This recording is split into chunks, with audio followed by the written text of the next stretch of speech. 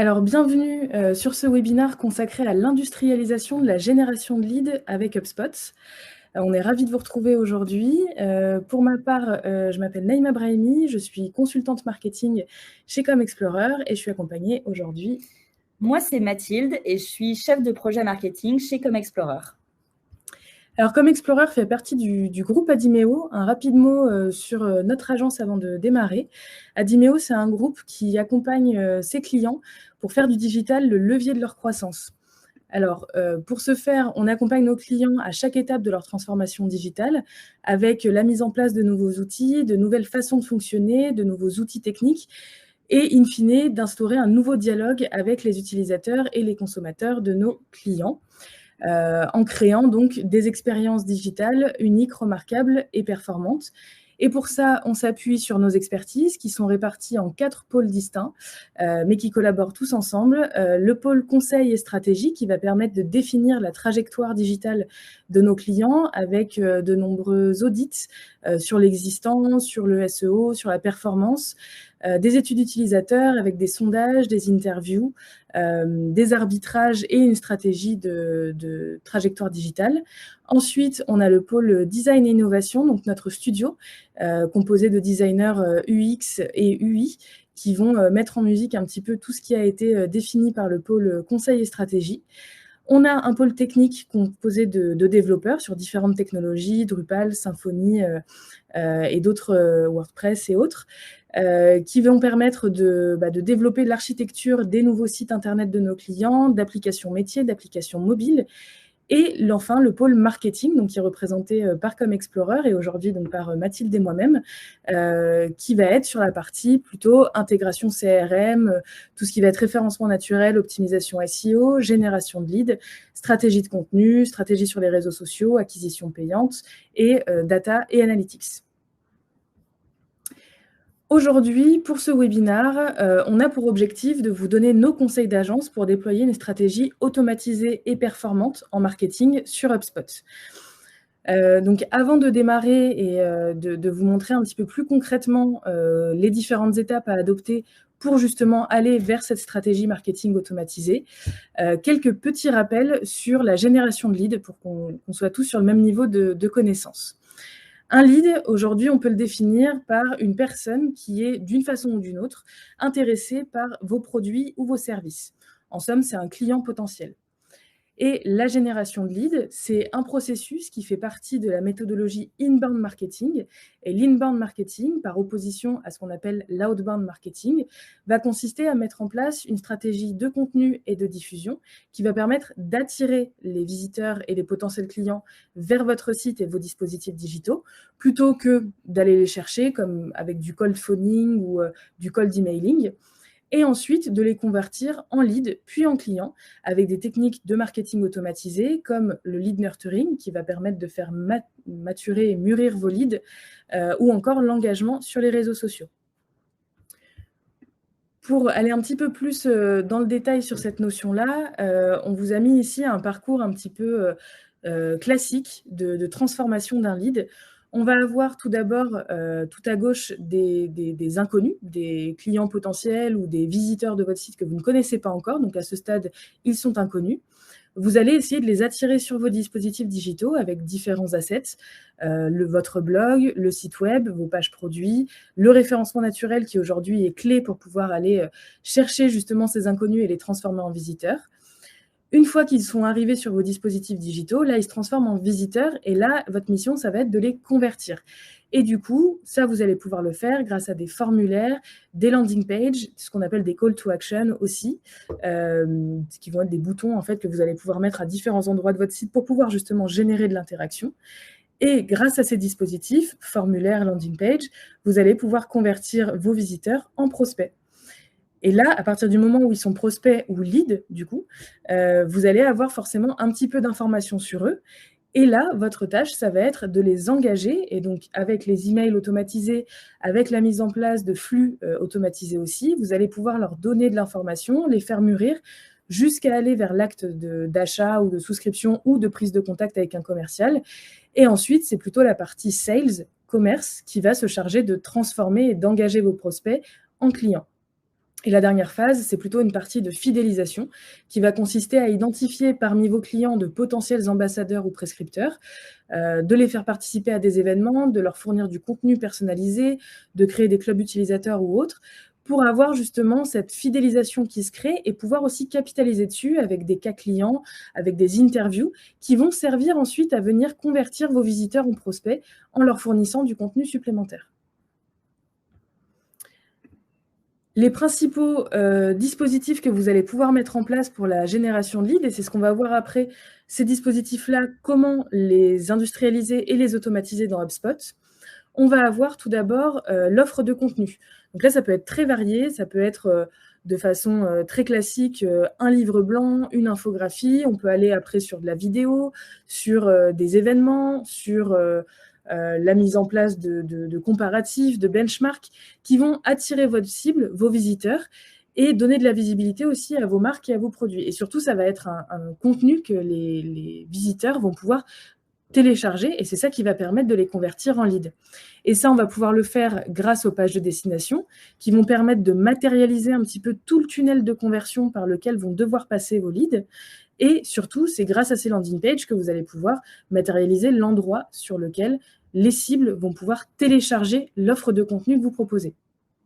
Ensuite, on a sur cette page de destination un formulaire, en règle générale, qui va permettre de créer l'interaction avec les leads et du coup de récolter de l'information sur vos leads, justement. Et les call to action, donc les boutons qui vont permettre après de les faire aussi évoluer un petit peu dans leur parcours d'achat.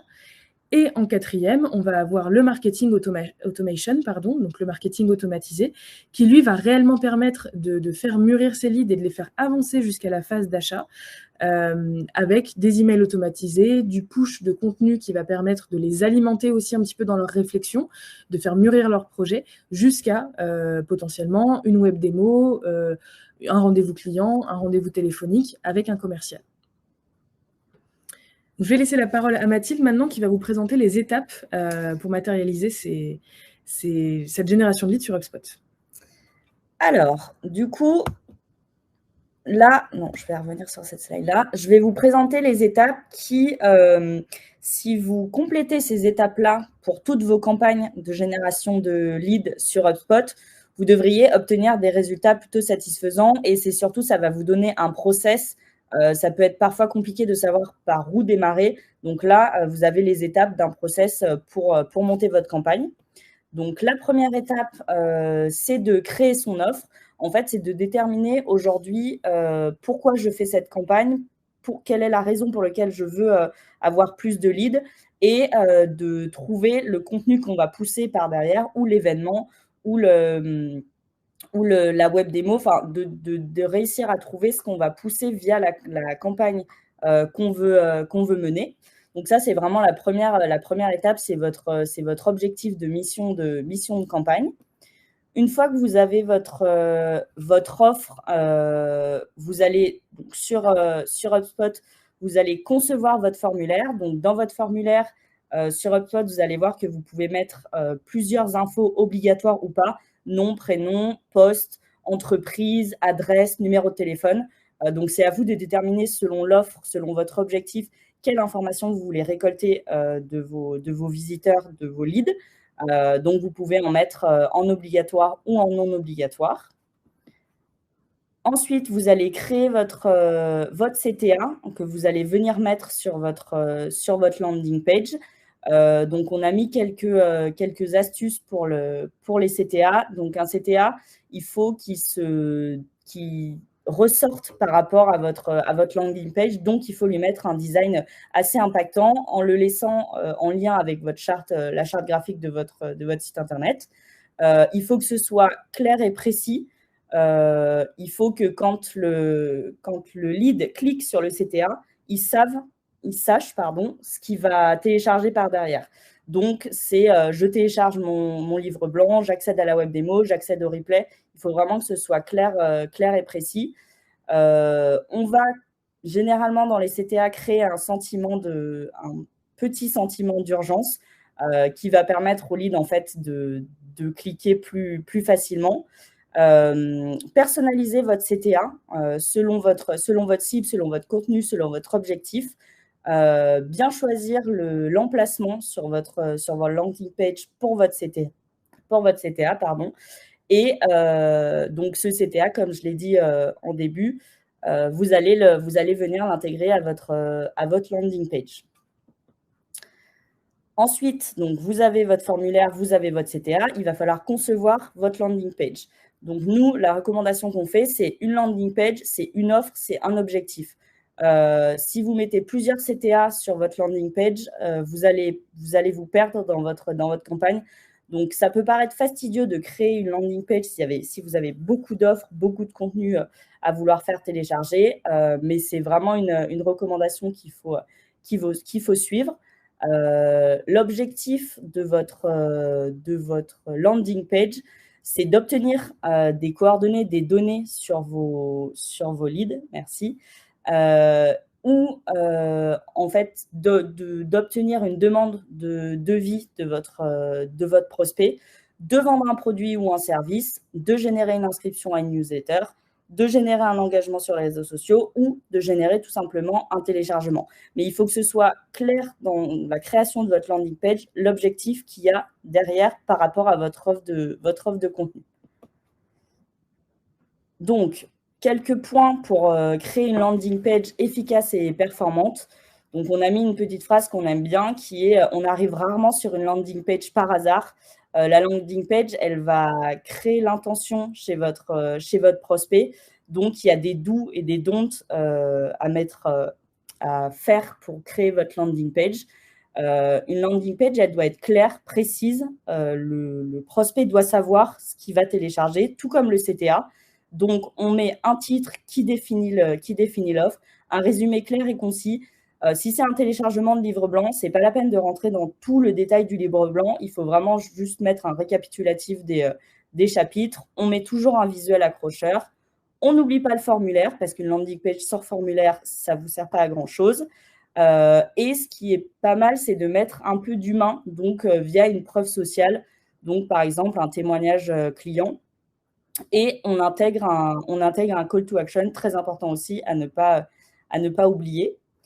Et sur les don'ts, une landing page, ça ne doit pas servir à présenter l'ensemble de votre entreprise. Vous pouvez mettre quelques infos selon votre offre de contenu et selon votre objectif, mais ce n'est pas la peine de remettre un énorme paragraphe sur la présentation de votre entreprise. Ce n'est pas l'objectif. L'objectif d'une landing page, c'est vraiment de faire cliquer le prospect et de récupérer ses données tout en lui offrant le contenu derrière son action. Donc, de la même manière, on n'expose pas tous ces services ou ces produits et on ne s'éparpille pas avec des détails. On reste vraiment très clair, très basique. Donc, ensuite, vous avez créé votre landing page. Votre prospect, il va cliquer sur son CTA. Et c'est très important derrière de concevoir soit une page, ce qu'on appelle une thank you page, donc une page de remerciement de téléchargement, parce que ça lui fait un parcours complet et entier, ou alors un mail de remerciement qui rentrera dans un workflow nurturing pour le faire mûrir. Donc ça, c'est à vous de décider selon votre objectif et votre offre de contenu s'il vaut mieux faire une thank you page ou un mail de remerciement. Mais l'objectif là est de ne pas laisser le prospect sans rien une fois qu'il a cliqué sur votre CTA, qu'il a fait la soumission au formulaire. Et si je peux juste compléter un petit peu sur la thank you page, ce qui est intéressant aussi, c'est de toujours essayer de l'amener vers une offre de contenu un peu plus avancée. Par exemple, vous pouvez avoir un premier contenu à télécharger qui peut être une infographie, type un panorama, par exemple, des chiffres clés sur tel ou tel sujet. Et une fois que votre prospect va l'avoir téléchargé, il va arriver du coup sur cette page de remerciement. Autant en profiter, vous avez encore son attention pour pouvoir potentiellement le rediriger vers une autre offre de contenu, peut-être un livre blanc ou une checklist ou un comparatif qui va traiter du sujet de façon un peu plus approfondie. Et comme ça, après, vous pouvez potentiellement récupérer encore d'autres informations sur votre lead. Donc, ça peut être intéressant aussi de profiter de cet espace-là et de ne pas seulement mettre à disposition « Merci d'avoir téléchargé le contenu, voilà le lien pour le télécharger ». Donc, n'hésitez pas aussi à profiter de cet espace de dialogue, si je puis dire, avec votre lead. Ou à faire une redirection sur le site à ce moment-là aussi. Sur le site ou une page stratégique de votre site. Voilà, de faire un CTA qui redirige vers le site. Comme ça vous permet, comme j'ai dit sur la landing page, de ne pas vous étaler sur toute votre entreprise. Donc ensuite, donc vous avez votre formulaire, votre CTA, votre landing page, votre offre, là, elle est conçue sur HubSpot, elle est créée. Donc maintenant, il va falloir en faire la promotion, donc la promotion de votre landing page, parce que tout passe par là. Donc là, c'est à vous de déterminer les différents canaux à utiliser selon votre objectif pour faire la promotion de votre offre actuelle.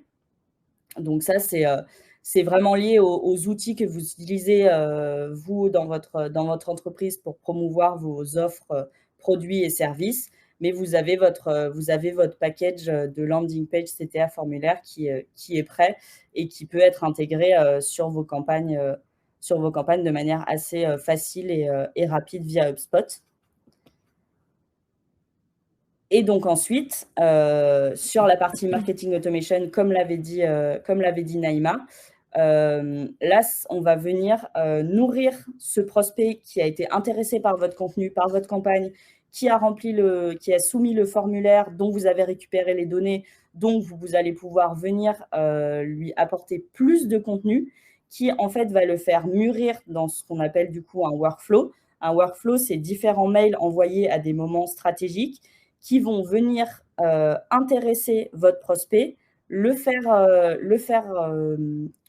maturer, le faire mûrir pour l'amener, in fine, à la fin de votre workflow, à soit une prise de contact ou une web démo, enfin, une action qui l'engage et qui le fait avancer dans son tunnel de conversion. Donc ça, c'est l'étape du workflow, elle est du coup automatisable sur HubSpot et assez facile à mettre en place.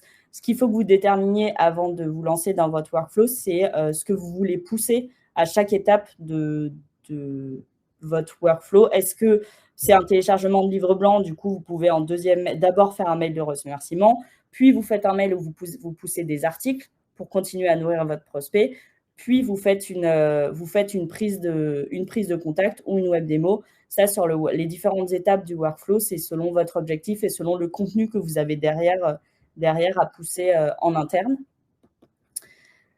Et donc, le côté pratique de HubSpot sur le workflow, c'est que ça permet de générer du lead qualifié en très peu d'efforts.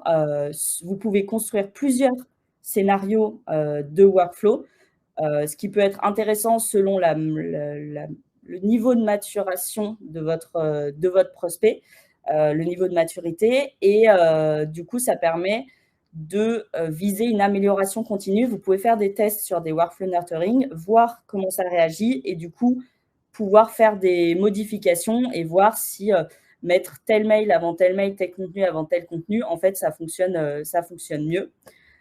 Donc, j'ai mis quelques exemples de workflows qui sont des workflows que vous pouvez mettre en place directement sans forcément avoir une offre particulière à pousser, une offre sur une période de temps. Donc, par exemple, on a le workflow pour les nouveaux abonnés à votre newsletter, qui est un workflow qui fonctionne très bien.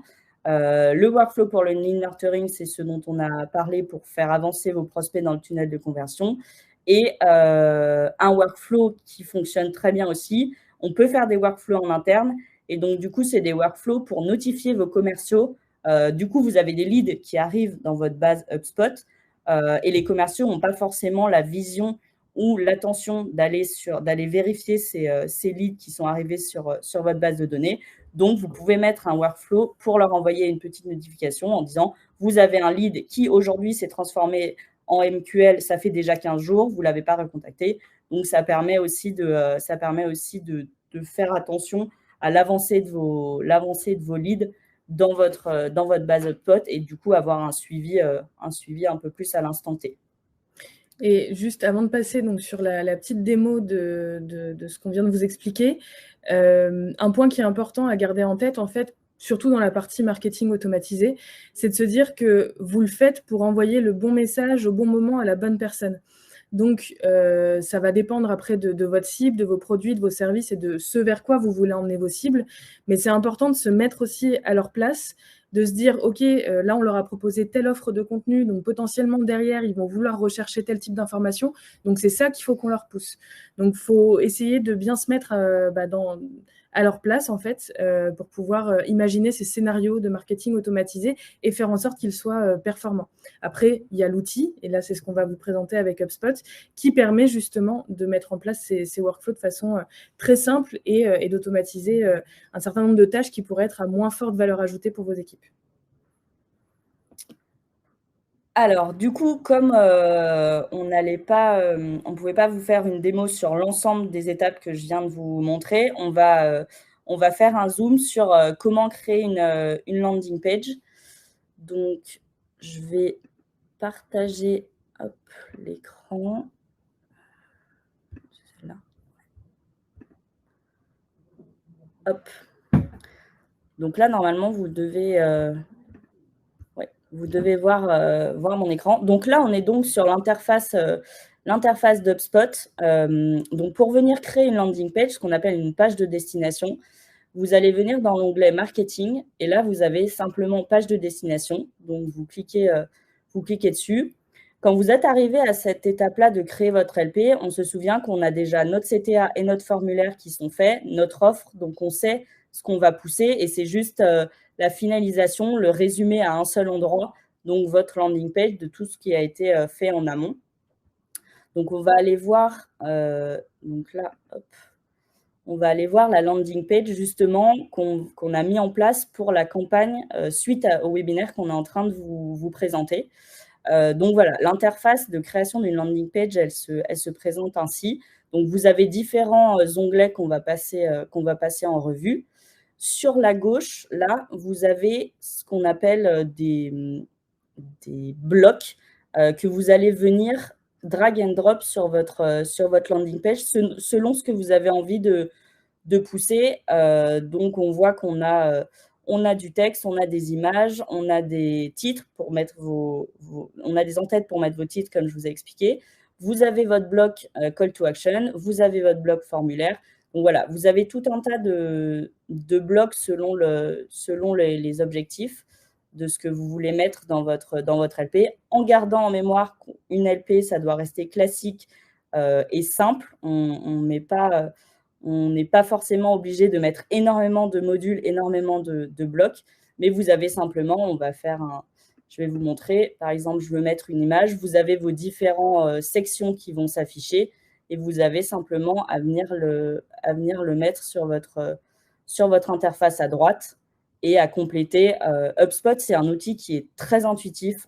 Il suffit simplement de lire et de cliquer au bon endroit. Donc, il va de manière assez simple vous driver pour faire la meilleure LP selon les modules. Vous pouvez les supprimer, vous pouvez les déplacer comme vous voulez. C'est assez simple d'utilisation.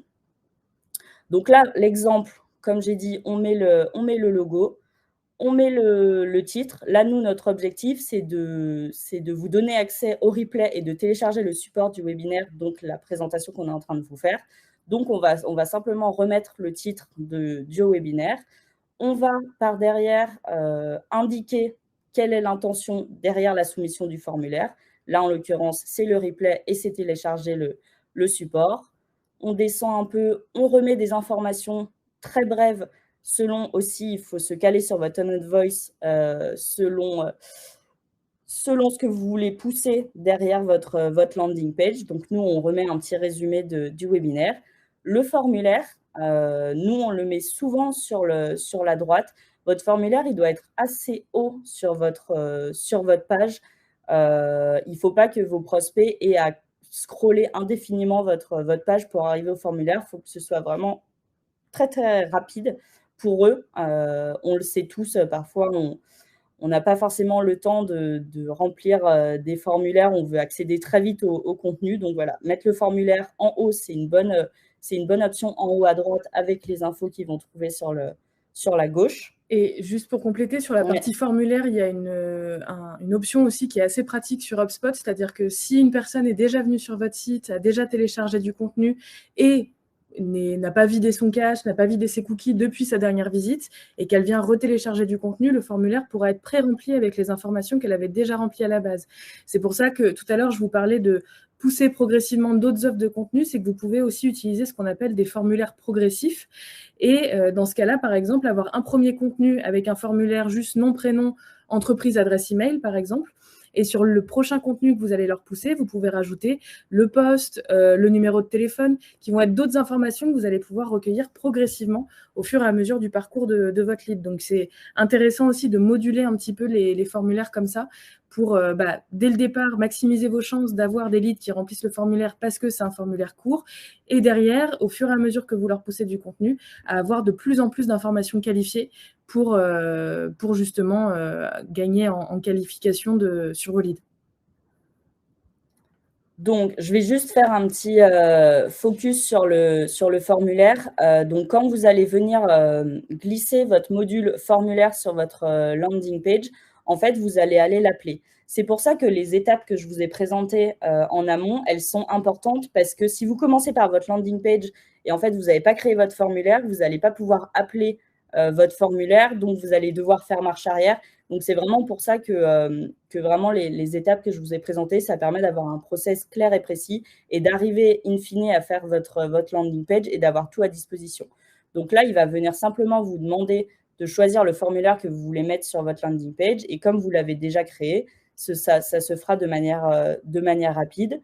Vous avez toujours la possibilité de modifier les champs si finalement vous vous rendez compte que tel champ, ce n'est pas forcément pertinent de le demander pour ce formulaire-là. Vous avez toujours la possibilité de le changer. On a parlé du CTA, donc là, en l'occurrence, c'est le bouton du formulaire. Donc, on reste assez précis et concis sur le bouton du formulaire. Vous allez avoir une option à remplir sur le RGPD. Donc là, c'est à vous de voir selon vos dispositions RGPD dans votre entreprise. Vous avez différents moyens. Nous, la plupart du temps, on met intérêt légitime avec la prévention contre les spams. Et là, vous allez arriver, ce que je vous expliquais, à une fois que le prospect il a cliqué sur votre soumission de formulaire, est-ce que vous le redirigez vers une autre page? Et dans ce cas-là, on atterrit sur la thank you page que vous avez créée. Ou alors, vous lui affichez simplement un message de remerciement. Nous, on recommande de plutôt faire une redirection vers une autre page. On fait rarement afficher un message de remerciement parce que c'est un peu abrupt. Et comme l'a dit Naïma, le but, c'est de continuer à les nourrir. Vous allez venir appeler votre lien de redirection. Donc là, on voit bien thank you page. Donc, quand il va soumettre le formulaire, il va atterrir sur votre thank you page.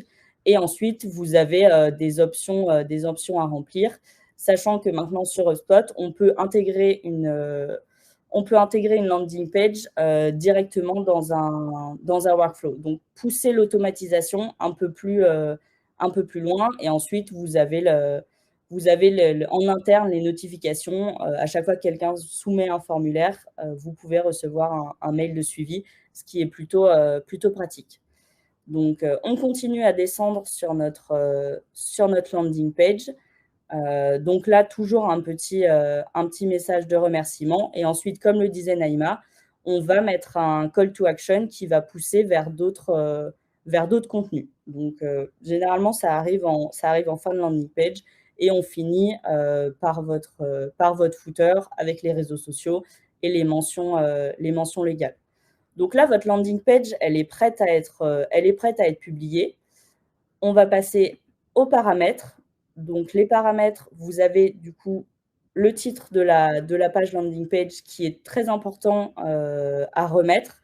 La langue de la page, si jamais elle diffère de votre site.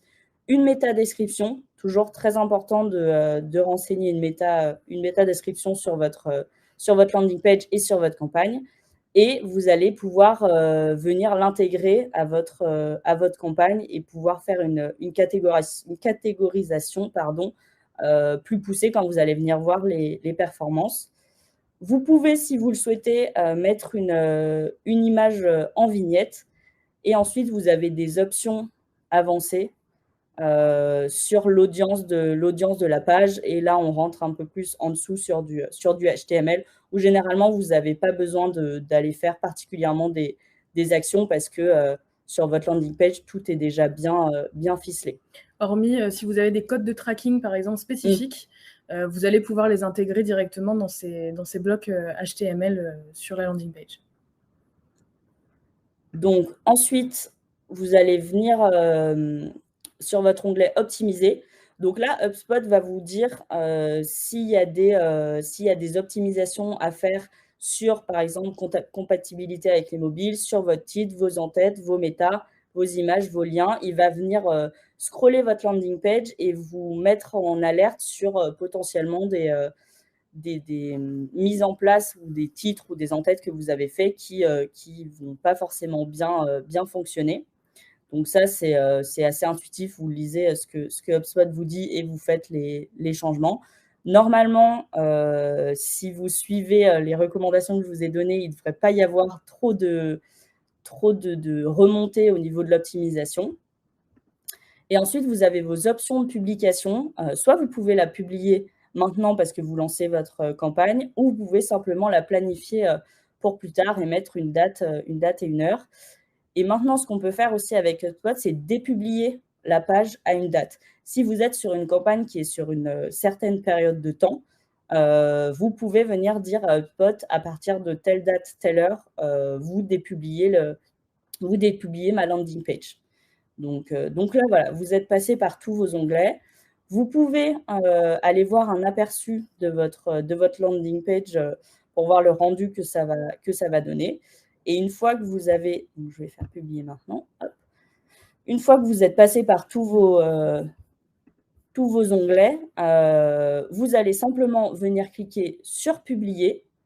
Donc là, on va le faire. Donc là, il vous met un petit message pour vous dire vous allez publier votre landing. Donc, si vous avez oublié ou vous voulez faire une repasse, c'est toujours possible. Et donc là, voilà, votre landing page est publiée, vous avez votre URL et vous allez, au fur et à mesure de la promotion de votre campagne sur vos différents canaux, vos performances qui vont arriver, potentiellement les optimisations qui sont à faire et les résultats. Donc là, vous allez pouvoir venir naviguer dans vos différents onglets et voir comment performe votre landing page. Et notamment, HubSpot vous indique différents canaux pour pousser votre landing page. Et information quand même importante, c'est pas parce qu'elle est publiée que vous ne pouvez plus la modifier. Est-ce que vous nous entendez de nouveau? Ouais. Ok. Bon, ça a l'air d'être revenu. J'ai vu que les problèmes étaient survenus il y a juste quelques minutes, donc je pense que vous avez quand même pu voir la majeure partie de la démonstration. Je vais juste prendre quelques questions avant de clôturer ce webinaire. Hop, je remonte un petit peu dans le chat. Alors, on avait Mélanie. Est-ce que vous pouvez nous parler un peu de lead scoring et comment l'inclure dans ce mécanisme dans la stratégie des workflows? Question très intéressante. Effectivement, c'est un outil que propose HubSpot de pouvoir mettre en place le lead scoring. C'est ce qui permet vraiment de qualifier vos leads avant de les transmettre aux commerciaux et du coup d'éviter de justement les submerger avec un flot de leads qui pourrait être trop important. Donc, c'est intéressant de le mettre en place. C'est simplement une propriété que vous allez pouvoir personnaliser sur HubSpot en choisissant quand une personne remplit tel formulaire, on va lui attribuer tant de points. Quand une personne va cliquer ou ouvrir un email, on va lui attribuer tant de points. Si on connaît son numéro de téléphone, si on connaît son entreprise et que son entreprise fait partie de telle ou telle typologie d'entreprise qui m'intéresse, je vais lui attribuer tant de points. Vous pouvez aussi mettre des points négatifs. Par exemple, un étudiant ou quelqu'un qui est en recherche d'emploi, c'est pas forcément votre cible commerciale, c'est une cible qui intéresse votre entreprise, mais pas vos commerciaux. Dans ce cas-là, vous pouvez attribuer des points négatifs pour les sortir un petit peu de ce scoring. Mais en tout cas, ce processus automatisé va pouvoir être alimenté avec le scoring, puisqu'après, vous allez pouvoir dire à HubSpot, quand quelqu'un atteint 30 points, par exemple, je vais automatiquement le transmettre à mes commerciaux. Donc, c'est en ça que le scoring peut être aussi utilisé dans ce processus d'automatisation. Dans quelle mesure l'offre gratuite, alors une question de Béatrice, dans quelle mesure l'offre gratuite est-elle suffisante pour une prise en main et une analyse des résultats avant de passer à l'offre premium? Alors aujourd'hui, dans l'offre gratuite d'HubSpot, vous avez accès au landing page, vous avez accès à la base de données, donc pour vous, en mode CRM en fait, pour vous constituer votre base contact et entreprise. Vous avez accès à la création du blog. Par contre, vous n'avez pas accès à la partie automatisation, c'est-à-dire que ça se limitera à envoyer par exemple juste un mail de suivi après un téléchargement, mais vous ne pourrez pas vous lancer dans des workflows comme l'expliquait Mathilde avec l'envoi de X emails avec des jours de délai entre chaque email, le fait de télécharger ou non tel ou tel contenu. Donc l'offre gratuite, ça peut être un très bon démarrage pour par exemple créer vos premières landing pages et créer vos premiers articles de blog, mais par contre pour la partie automatisation, ce sera pas suffisant malheureusement.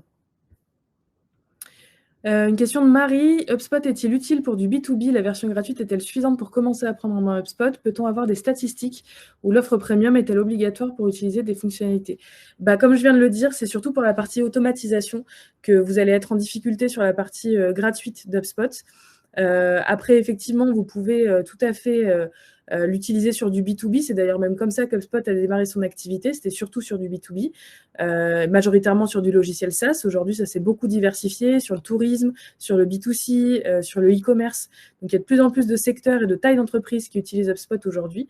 Donc, voilà. En tout cas, faire un test sur la version gratuite, c'est toujours une bonne façon de prendre en main l'outil, mais vous pouvez vous retrouver facilement limité, surtout sur la partie automatisation et industrialisation de la génération de leads. Et alors, je ne sais pas si je retente le partage d'écran, mais vous avez une partie du coup sur les propriétés dans les paramètres qui va s'appeler Score HubSpot, dans laquelle vous allez pouvoir directement intégrer vos différents points, positifs ou négatifs, selon les critères que vous avez choisis. Et après, le calcul se fait automatiquement par HubSpot. Une question de Noémie. Comment sont liés les landing pages et le site internet de l'entreprise, les URL? Il y a une partie dans les paramètres d'HubSpot dans laquelle vous pouvez connecter votre domaine avec HubSpot. Et du coup, la plupart du temps, par exemple, vous allez pouvoir créer un sous-domaine, typiquement ressources.siteweb.com, qui va vous permettre de générer vos landing pages sur HubSpot en utilisant le nom de domaine de votre entreprise. Donc, ça vous permet de bien lier le tout et d'avoir quelque chose de cohérent par la suite. Une question de Béatrice. On peut poser des questions à la personne qui veut télécharger un de mes documents avant qu'il le télécharge. Le téléchargement serait conditionné par la réponse aux questions. Alors, ce qu'on conseille pour éviter quand même de la frustration chez les leads, c'est que certes, vous pouvez poser des questions en amont du téléchargement pour vous, derrière, vous permettre de qualifier le lead et de vous dire, OK, lui, on le recontacte, lui, on ne le recontacte pas.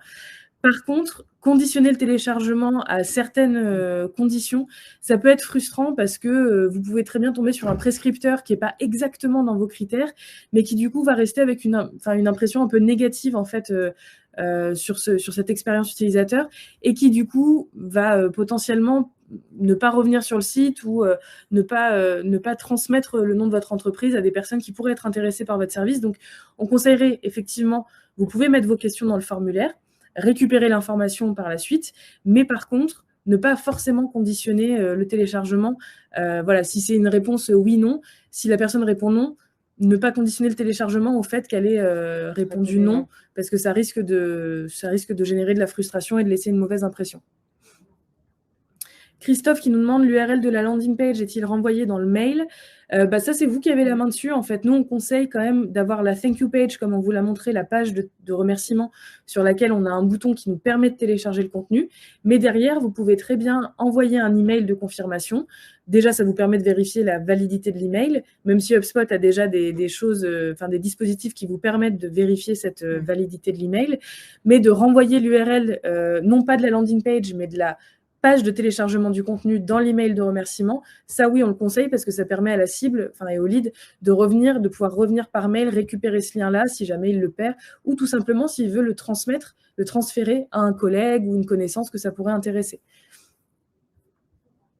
Marie qui nous demande s'il existe des formulaires évolutifs. Oui, c'est ce que j'évoquais tout à l'heure avec les formulaires progressifs, du coup.